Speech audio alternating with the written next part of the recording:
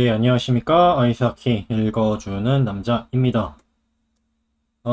시즌 시작은 이제 한 달이 채 안 남았고요. 당장 이번 주 주말 날짜로는 9월 23일에 프리시즌이 시작을 합니다. 그래서 시즌을 앞두고 이제 프리시즌 시작되면 이제 그거에 대해서 이야기를 많이 나누게 되니까, 그리고 이제 경기들도 뭐 좀 볼 수 있을 거고요. 그 전에 요즘에 NHL의 별 여러 가지 소식들이 있어서 시즌 들어가기 전에 제가 한번 정리를 할까 하고 녹음을 하고 영상을 업로드 하겠습니다. 시즌 시작되면 제가 최대한 좀 경기와 선수들과 관련돼서 최대한 영상을 퀄리티 있게 만들어서 올리도록 업데이트 하도록 노력을 해볼게요. 프리시즌은 주말이지만 이미 시작한 게 있어요. 뭐냐면 각 팀별로 유망주들 캠프는 이미 시작을 했습니다. 그래서 전체 모든 팀이 모이는 건 아니고 뭐 지역적으로 팀끼리 좀 합이 맞는 팀들끼리 모여서 작은 토너먼트를 지금 진행을 하고 있고요. 그게 이제 뭐 지금 제가 녹음하는 이 시점으로는 하루 이틀 내에 끝나는 거고요. 당연히 이제 1라운드 픽으로 뽑혔던 베다드 선수도 나갔습니다. 뭐 그 경기에서 첫 경기에서 뭐 4포인트를 했다라거나 여기 나와 있지만 3골에 1개 어시스트를 했다라고 나오는데 뭐 사실 그게 뭐 중요하지는 않아요. 이미 베다드 선수는 다음 시즌에 무조건 넘버 1, 2 센터로 뛸 거예요. 일단 시카고에 뭐 하나 받쳐주거나 베다드 선수보다 뭔가 앞설 만한 인재 풀이 없습니다. 그래서 뭐 처음에는 좀 적응하는 시간이 걸리겠지만 본인이 어느 정도 적응을 빨리 하느냐에 따라서 바로 NHL 탑 라인에 아마 시작하자마자 그렇게 할 거긴 하지만 그래도 좀 적응은 해야 되니까요. 그래서 뭐 이 프로스펙트 경기에서 4포인트를 하든 0포인트를 하든 그게 뭐 중요하지는 않죠. 여기에 지금 나와 있는 거로는 넘버원 센터로 예상은 되고 있지만 적응할 시간은 필요할 거예요. 왜냐면 맥데이빗 선수가 맨 처음 빅리그 데뷔를 했을 때도 경기당 1포인트의 페이스였어요. 50포인트, 50경기 막 이렇게 가고 있었는데 부상으로 풀시즌을 치르지를 못했습니다. 아무리 유망주라도 그래도 비슷한 나이대 선수들끼리만 경기를 하는 거기 때문에 빅리그에 올라오면 진짜 엄청난 피지컬로 그냥 죽여버리겠다 이렇게 들어오는 선수도 있고요. 특히나 베다드, 예전에 맥데이비 이런 선수들은 이제 타겟이 되거든요. 루키고 한번 빅리그 맛 좀 봐야지 이렇게 들어오는 경우도 있고 베다드 선수가 또 이제 신체적으로 다른 신인들에 비해서 피지컬 자체가 막 키가 크거나 막 무게가 많이 나가거나 몸이 두껍거나 뭐 이런 스타일은 아니기 때문에 처음에 적응할 시간이 조금은 필요합니다. NHL.com에서는 이 선수를 그래도 한 70포인트 이상을 프로젝션을 하고 있는데 글쎄요. 제 생각으로는 80포인트는 못 넘을 것 같고 60포인트 정도는 해주지 않을까. 근데 이 모든 거의 전제는 그 부상이 없었을 때에 말하는 거죠. 네, 참고로 전체 3번 픽으로 뽑혔던 아담 판틸리 선수도 프로스펙트 경기를 뛰었고요. 좋은 활약을 보여줬습니다. 아마 다음 시즌에 판틸리 선수도 NHL에서 볼 수 있을 것 같아요. 콜럼버스도 마찬가지로 센터 뎁스가 좋지 않고요. 일단 분제너 선수가 1번 라인 센터로 뛰고는 있는데 전형적인 막 넘버원 센터의 스타일은 아니거든요. 인재가 없기 때문에 이제 넘버원 센터로 뛰는데 원래 판틸리 선수가 드래프트 되지 않았다라면 저는 지난 시즌 막판에 패트릭 라이네 선수를 센터로 넣었었어요. 어떻게 한번 컨버전을 시켜보려고 했던 것도 있었고 그다음에 신인으로 좋은 활약을 보여줬던 켄트 존슨 선수도 원래 센터로 뛸 수 있기 때문에 이 선수를 2번 아니면 1번 센터로 뛸 수도 있겠다. 자니 구드로나 뭐 이런 탑 라인을 맞춰서 라인 케미를 좀 맞춰가지고 할 수 있겠다 생각을 했는데 뭐 판텔리 선수가 3번 픽으로 뽑혔고 바로 빅리그에 뛴다면 뭐 1번 센터로는 아니지만 적어도 이제 미들 6에서 분명하게 기회는 받을 겁니다. 참고로 2번 이 전체 2번으로 뽑혔던 애너하임의 레오 칼슨 선수는 다음 시즌에 빅리그에 뛰지 않을 것으로 보이고 유럽에서 한 시즌을 임대로 뛸 거라고 예상이 되고 있습니다. 콜럼버스를 얘기할 때 최근 들어서 모르겠어요. 제가 미국 4대 스포츠를 다 보는 건 아니지만 이런 스캔들로 감독이 이렇게 잘리는 경우는 거의 보지를 못했던 것 같아요. 제 기억으로는. 지난 7월에 블루자켓의 새로운 감독으로 선임이 됐던 마이크 벳콕 감독이 채 3개월을 채우지도 못하고 심지어 정규 프리시즌 단 한 경기도 감독 벤치를 하지 못하고 잘렸습니다. 이유가 뭘까요? 좀 소식을 좀 잘 들으셨던 분은 아시겠지만 이 이야기는 좀 많이 거슬러 올라가요. 한 거의 4, 5년으로 거슬러 올라가는데요. 일단 알아두셔야 되는 게 맵콕 감독이 디트로이트 2000년대 중후반의 왕조를 꾸릴 때 감독이었고 지도력을 인정을 받았던 감독입니다. 그리고 그래서 토론토에서 그때 토론토가 하도 이제 루징 마인드가 세다 보니까 확실한 지도력 있는 감독을 데려오자 해서 거액을 주고 맵콕 감독을 영입을 했어요. 근데 그때 스캔들이 터졌죠. 바로 미치 마너 선수가 신인으로 있을 때 간단하게 말씀드리면 뭐 이제 신인이랑 이제 면담을 할 수 있잖아요. 라커룸이나 이제 감독실에서. 근데 무슨 이유인지는 모르겠는데 뭔가 기강을 잡으려는 건지 모르겠는데 저는 아직도 솔직히 왜 그러는지 이해는 못하겠지만 미치마노 신인 이제 20살이 안 된 선수에게 이 팀에서 네가 생각했을 때 가장 뭐 워크 에틱이 안 좋은 선수를 말하라가 아니라 순위를 짜라 그랬죠. 네, 그러니까 쉽게 말하면 팀킬 하라고 신인 선수한테 불러가지고 그러면 이제 막 20살을 그런 어린 선수가 NHL에서 가장 센 파워 지도력 인정받고 있는 감독실에 불러와가지고 그러니까 처음에는 안 한다고 했다가 이제 울며 겨자 먹기로 했는데 그거를 그냥 그렇게 끝나는 게 아니라 공개를 했어요. 또 이거는 비밀이야 했는데 이걸 또 공개했어요. 아마 제 느낌으로는 뭔가 자신의 영향력을 뭐 이렇게 좀 넓히려거나 강화하려거나 뭐 그런 의도라고 생각이 되는데 뭐 당연히 말이 안 되는 거긴 하지만요. 그렇게 한다고 해서 아무튼 그게 불법적인 일은 아니기 때문에 뭐 성추행이 한 것도 아니고 뭐 돈을 뭐 한 것도 아니고 그냥 도덕적으로 좀 이상한 행동을 한 거잖아요. 잘렸어요. 연봉을 다 받고도 보존하고도 토론토가 내보냈습니다. 그리고 이제 어디에서도 NHL에서 불러주지를 않았습니다. 그런데 이번에 이제 콜럼버스가 같은 맥락이죠.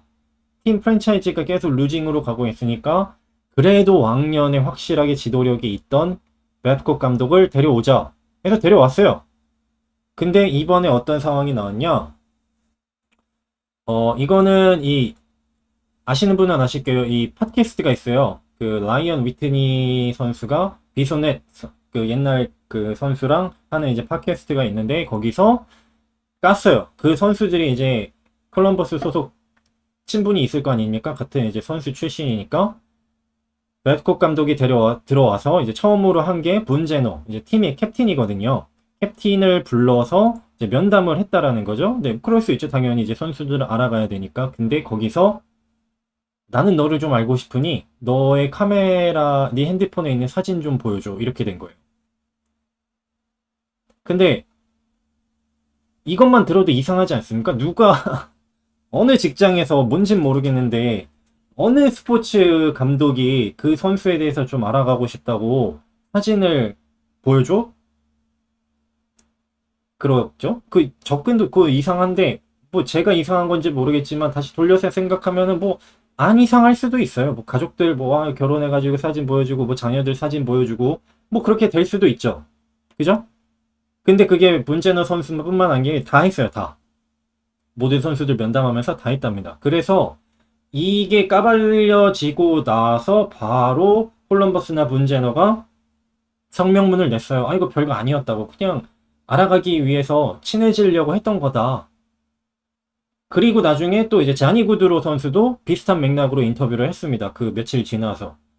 그러니까 누가 봐도 너무 이상한데 이런 팀의 핵심적인 선수들이 나와서 약간 디펜스를 해주니까 아, 뭐 그럴 수 있겠을까라고 생각을 했는데 알고 보니 그게 아니었던 거예요. 다른 선수들은 그게 아닌 선수들도 있잖아요. 그러니까 감독이 와서 카메라 사진 보여줘가 아니라 카메라 좀 줘봐. 내가 그 카메라 롤 좀 볼게. 뭐 이런 걸로 들어갔다라는 거죠.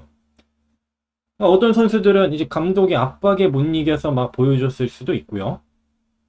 그 불법적인 요소가 있잖아요. 개인 정보를 본인의 파워로 침해하는 뭐 그런 요소가 있지 않겠습니까? 그래서 선수협회에서 바로 며칠 뒤에 가가지고 이거를 조사를 하고 면담을 하고 하니까 이게 제가 말씀드린 대로 어떤 선수들은 뭐 모르겠지만 이거를 굉장히 강압적으로 심지어 홈팀의 그 시설이 아닌 외부 시설에서 그러니까 직장 내에서 했으면 직장이랑 관련이 되어 있는데 그 외부에서 그런 행동을 또 다른 데서 다른 선수에게 막 강압적으로 뭐 그런 게 있었나 봐요. 그러니까 제가 맨 처음에 말했던 게 맞다라는 거죠. 아니 그리고 유이 팟캐스트에서도 하고 나중에 인터뷰를 하는 게 아니 이 세상에 누가 아 나는 너 직장 동료니까 좀 알아가고 싶으니까 카메라 좀 줘봐 사진 좀 볼게. 이거 너무 프라이버시잖아요. 그게 이제 침해가 된 거죠. 그 처음에는 제 생각에는 그런 게 있을 거예요. 그러니까 분제너 선수나 자니 구드로 선수나 팀의 핵심 선수로서 이제 시즌이 시작도 안 했는데 처음부터 이렇게 좀 이번에 콜럼버스가 투자도 많이 하고 선수들도 좀 많이 데려왔단 말이에요. 판틸리 선수도 영입이 되고. 그러니까 뭔가 좀 새롭게 시작을 하려는 차이 시즌이 시작도 안 했는데 이래 버리니까 이걸 빨리 수습하자 했는데 이제 PA 선수협회에서 가가지고 다른 선수들 면담을 해보니까 이게 불법적인 요소, 심각한 요소가 있었던 거죠. 그래서 그 면담이 끝나고 바로 잘리지는 않았어요. 한 하루 이틀이 걸렸어요. 근데 나중에 알고 보니 이 하루 이틀 걸린 게 뭐 그거를 조사한 게 아니라요. 그냥 팀 내에서 이 감독을 자르면 이제 감독을 누굴 데려올 수가 없는 시기예요. 이미 지도자들은 이미 다 다른 직장이랑 다 계약이 끝났기 때문에 새로운 감독을 데려올 수가 없다라는 거죠. 그래서 이제 그 어시스트 이제 그 어시스턴트 코치였던 그 빈센트라는 코치를 감독으로 선임하려는 거를 이제 내고를 하고 막 그런 거를 내부 조율했던 거였지. 이 면담이 끝나고 나서는 그냥 바로 이거는 용납이 안 되는 상황이었던 겁니다. 그래서 잘렸습니다. 충격적이죠. 그러니까 이제 사람들이 하는 말이 뭐냐면 애초에 데려온 게 잘못이죠. 그런 모럴적인 문제가 있던 감독을 데려온 단장도 문제고요. 사실 이거 단장도 잘려야 되는 게 저는 맞다고 보거든요. 제가 미리 생각을 해보면 만약에 이번 시즌에 콜럼버스가 또 지난 시즌처럼 막 성적을 진짜 바닥을 찍고 이래버리면 이거는 단장도 잘려야 돼요. 이거 책임을 어떻게 할 수가 없어요. 본인이 시즌도 시작하기 전에 그냥 망쳐버린 거거든요. 뽑은 사람이. 그리고 지금 단장은 10년 동안 하면서 승률이 굉장히 낮습니다.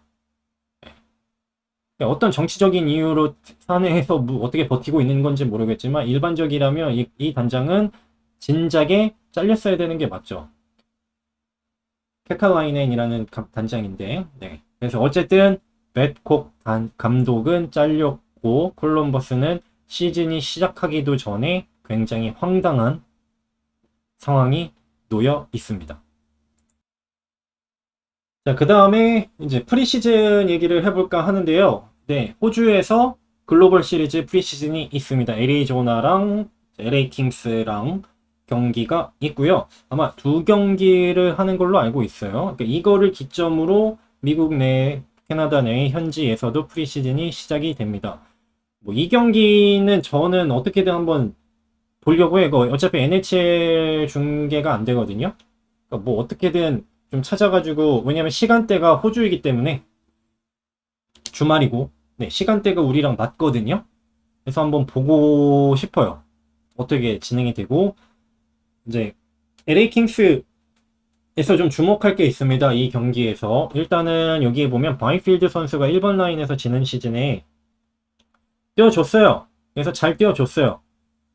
한 30포인트 안 되게 한 20 몇 포인트를 찍어줬는데 사실 1번 라인 선수로는 부족한 이제 스탯이기는 하지만 이제 한 시즌 풀 시즌을 이제 신인 선수가 잘 치렀고 과연 다음 시즌에 어떤 모습으로 이제 레벨업을 해주느냐를 좀 주목할 필요가 있습니다. 이번에 드보아 선수도 데려왔고 그죠? 지금 LA 킹스의 라인만 보면은 제가 전에 영상에서 간단 리뷰하면서 했지만 굉장히 빡빡합니다. 만만치 않은 라인업이기는 해요. 부상만 없다면 사실 여기 한 명 부상 나와도 이 정도면은 굉장히 뎁스가 좋은 팀이죠. 그런데 유일하게 이제 문제가 되는 이제 라인은 바로 볼리입니다. LA 킹스가 지난 시즌에 조나산 킥도 내보냈고 이제 칼 패터슨도 마이너까지 보내고 이제는 필라델피아로 보내버렸고요. 꼴리 때문에 골치를 썩다가 결국엔 1라운드 픽까지 날리면서 쿠피살로 선수를 데려와서 그래도 되게 잘했거든요. 근데 그 선수는 이제 FA로 오타와로 갔어요. 그러니까 1년 또 아니죠. 반년 렌탈하려고 1라운드 픽을 날리긴 했습니다만 우승을 못했으니까 별 의미는 없는 거죠. 어쨌든 그 자리를 홈리 선수는 그대로 있는데 그 자리를 캠탈봇 꼴리를 데려온 거예요. 아, 이게 지금 캠탈봇 꼴리는 이제 전성기가 끝난 꼴리거든요. 과연 이 꼴리로 어떻게 살아가려고 하는지 피닉스 콤리 선수도 사실 주전급 꼴리는 아니란 말이에요. 뭐 9할 언저리예요, 세이브율이. 그러니까 이 두 선수로 과연 풀시즌을 치를 수 있을까? 도박성이 너무 세지 않을까라는 생각을 하고 이 선수들의 경기력을 좀 주목해 볼 필요가 있습니다. 왜냐하면 그걸 보면 이제 다른 공격이나 수비 쪽은 막강하기 때문에 그 부분에서 한번 주목을 하면 좋을 것 같아요. 뭐 애리조나는 켈러와 슈말츠 선수가 있는 탑라인은 여전하고요. 중요한 건 바로 이제 로건 쿨리 2번 라인 센터입니다. 신인이고 원래는 올 시즌 안 한다고 그냥 NCAA 대학 리그 뛴다고 하다가 갑자기 지난 8월인가요? 7월인가요? 갑자기 마음을 바꿨어요. 갑자기 뛴대요, 빅리그에서. 그래서 계약을 했어요. 이 선수가 과연 어느 정도 실력을 보여줄지가 키 포인트라고 볼 수 있습니다. 정말 궁금해요. 저는 홀리 선수 경기를 많이 못 봤기 때문에 저 개인적으로도 궁금하고요. 또 이번에 수비 라인에 맷 덤바 선수를 데려왔고 또 이제 션 덜지 선수를 트레이드로 LA 킹스에서 데려왔습니다. 기대가 됩니다. 이제 맷 덤바 선수 같은 경우는 이제 베테랑이기는 하고 뭐 펑무빙이나 뭐 공격적인 면에서 보여주지는 않지만 그래도 준수하게 버텨주는 탑4 디펜스맨이 될 수 있다라고 저는 판단을 하고 아직까지는 지난 시즌에 미네소타에서 그냥 미비한 활약을 보여줬습니다만 애리조나는 수비 쪽에 지금 괜찮은 선수들이 좀 있어요. JJ 모저, 말리마키, 그 다음에 이번에 들어온 샌덜지 다 어떻게 보면 팀의 원투 펀치 디펜스맨이 될 수 있는 선수들이에요. 지난 시즌을 보면은 JJ 모저랑 발리마키 선수가 뭐 이제 파워플레이 넘버 1, 넘버 2 막 돌아가면서 했었고요. 션덜지 선수도 LA에서 지난 시즌에 파워플레이 포인트만 16포인트를 기록했거든요. 놀라운 건 LA에서 넘버 1 디펜스맨은 듀르다우리 선수란 말이에요. 그 선수가 있음에도 불구하고 그 다음 유닛에서 파워플레이에서 그 정도 실력을 보여줬다라는 거는 파워플레이 능력이 분명히 있는 선수입니다. 그래서 이 글로벌 시리즈에서 제가 지금 말한 부분을 한번 포인트로 생각하시고 경기를 보면 좋을 것 같습니다. 자, 다음은 저희 얼마 전에 있었던 판타지 리그 소식입니다. 드래프트를 잘 무사히 마쳤고 각 팀별로 로스터가 정리가 됐습니다. 이제 저거는 전에 이제 영상에 있듯이 총 이제 8명의 단장들이 있는 거고요. 이제 시즌이 시작되면은 이제 스탯이 올라가면서 경기를 치르게 될 거겠죠. 뭐 간단하게 제 로스터 보면은 저는 이제 전체 2번 픽으로 고민을 하다가 정말 고민을 하다가 드라이사이트를 포기하고 맥키넌 선수를 영입했습니다. 네. 그러니까 요거는 이제 맥키넌 선수는 부상만 없다면 제 팀에서는 이제 에이스인데 부상만 없다면 100포인트가 가능한데 그동안 이제 지난 시즌이 커리어 하이였고요. 놀랍게도 맥키넌 선수는 지난 시즌 본인 커리어 최초로 100포인트를 넘겼어요. 그랬는데 이제 건강이 얼마나 또 지속이 잘 유지가 될지 그게 이제 하나의 포인트고 저는 이제 요시 선수와 에릭 칼슨 이 디펜스 탑 엘리트 디펜스맨 두 명을 데려왔습니다. 보통 이제 탑 디펜스맨이라고 하면은 뭐 칼슨, 요시, 아담 폭스, 요즘에 이제 달린 뭐 요 정도잖아요. 뭐 여러 몇 이제 뭐 헤드먼, 메카보이 뭐 요 정도. 거기서 이제 저는 요시 선수와 에릭 칼슨 선수를 보유한다는 것 자체에 대해서 그냥 감사하게 생각을 하고 있고요. 그다음에 이제 몸빵 하키 스탯을 위해서 이제 모리치 사이더 선수도 데려왔고 이제 존 칼슨이 사실은 저에게는 도박이죠. 그러니까 건강만 하다면 뭐 60포인트 이상 해줄 수 있는 선수인데 이제 팀 사정이 워싱턴이 뭐 그렇게 막 압도적인 팀은 아니기 때문에 약간 도박성이 있지 않나 생각을 하고 듀류다우디 선수도 이제 또 이제 노장이기 때문에 이제는 아이스타임을 잘 많이 가져가고는 있는데 팀에서 넘버원 디펜스맨이긴 한데 보유율 여기 지금 77%라고 나와 있잖아요. 존 칼슨보다 전체 야후 시스템에 있는 모든 리그에서 이제 사람들이 다우리 선수보다 존 칼슨을 더 선호하고 있다라는 거죠. 뭐 어떻게 될지는 모르겠습니다. 시즌이 시작돼야 되는 거고요. 갑자기 막 드래프트 하는데 저는 이제 꼴리를 이렇게 빨리 뽑을 생각은 없었는데 갑자기 꼴리가 막 쫙쫙쫙쫙 나가면서 어쩔 수 없이 저는 예상하지도 못하게 셰스터킨 꼴리를 트레이드가 아니죠. 드래프트로 1번 꼴리로 영입을 했고 앤더슨 그 다음에 코피살로 이렇게 제 로스터를 구성을 했습니다. 그리고 바로 어제 저희 리그에서 첫 트레이드가 있었습니다. 제가 보유하고 있던 클레이튼 켈러, 애리조나의 켈러 선수와 이제 코너 베다드님의 팀으로 니코 히셔와 1대1 트레이드를 성사시켰어요. 저는 넘버 2 센터가 말킨이었는데 이게 너무 불안했어요. 그러니까 말킨 선수가 조금 이제는 좀 다이나믹함이 좀 떨어지고 있는 시점이었고 판타지 리그에서는 확실한 포인트를 쌓아줄 수 있는 확실한 선수가 필요했는데 일단 트레이드로 탑급 선수를 데려오는 거는 좀 어려웠고요. 저 개인적으로는 셰스터킨 꼴리라도 내놓고 확실한 센터를 데려올까 고민을 하고 막 여기저기 막 찔러보고 네 트레이드 오퍼도 하고 막 그러다가 이제 베다드 팀에서 님 팀에서 켈러 선수를 네, 많이 원하셨던 것 같아요. 그래서 켈러 선수와 저는 그래도 이제 바코브 선수도 있었고 여기가 이제 베다드 님의 로스터인데 이 센터 딱 두 개만 보시면은 게임이 안 되죠. 그러니까 제가 제 센터 원투 펀치는 누구였냐면 이제 맥키넌과 말킨이었죠. 근데 어스턴 매튜스랑 엘리아스 패터슨 이거 보면은 이제 말킨 그쪽에서 이제 확 너무 딸리는 거죠.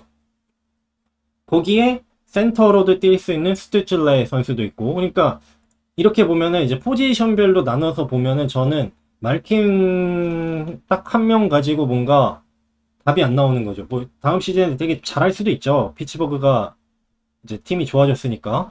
근데 안 될 수도 있잖아요. 그 리스크를 생각해서 확실한 뭔가 또 다른 센터? 확고한 센터. 그러니까 말킨이 안 터졌을 때 좀 대체가 가능할 만한 센터가 필요했는데 그게 이제 매튜스나 패터슨은 데려오기가 힘든 거죠, 사실상. 그러니까 그래서 뭐 스티즐러나 JT 밀러 아니면 바코브 아니면 히셔 제가 이렇게 딜을 드렸었고 이제 베다드님이 니코 히셔를 이제 켈러 선수와 트레이드를 했습니다. 베다드님 로스터 보면은 이제 센터가 너무 세요. 그죠? 매튜스, 패터슨, 스튜즐레 이걸로 진짜 세고, 다만 이제 수비 쪽에 가면은 미흡해 보이는 게 보일 수밖에 없습니다. 네. 그러니까 포워드에서 포인트를 많이 해주면 상관이 없는데 디펜스맨 쪽에서 포인트를 해줄 선수가 사실은 달린 선수밖에 없죠. 나머지는 뭔가 블락이나 네, 이런 것들, 네, 플러스 마이너스 이런 것들에서 이점은 있어요. 피텐젤로도 있고 스펄전, 트루바 다 좋은 준수한 팀에 있는 선수들이기 때문에 근데 공격 포인트에서는 조금 약한 게 있는 것 같기는 합니다. 뭐 어떻게 될지는 모르겠지만요. 그리고 골리도 괜찮네요. 오틴저랑 덴코.